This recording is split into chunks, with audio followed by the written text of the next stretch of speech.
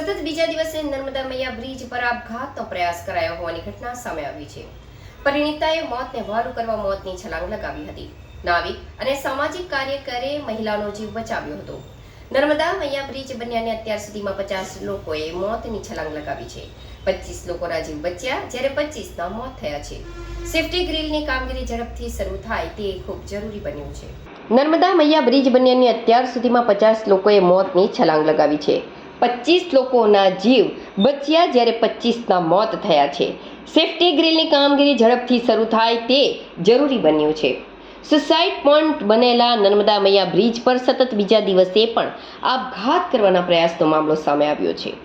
ભરૂચ નર્મદા મૈયા bridge gurdwara કિનારા પાસે નર્મદા મૈયા bridge પરથી પરિણીતાએ મોતને વહાલું કરવા મોતની છલાંગ લગાવી.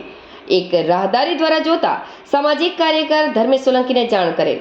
સામાજિક કાર્યકર ધર્મેશ સોલંકી દ્વારા સ્થાનિક નાવિકોનો સંપર્ક કરી મહિલાને બચાવી લેવામાં આવેલ છે.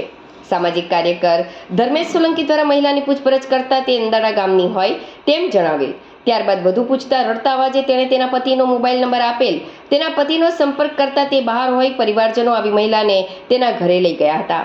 અત્રે ઉલ્લેખનીય છે કે નર્મદા મૈયા બ્રિજ બન્યાને અત્યાર સુધીમાં મોતની છલાંગ લગાવવાની ઘટનાની આજે હાફ સેન્ચુરી પૂરી થઈ છે.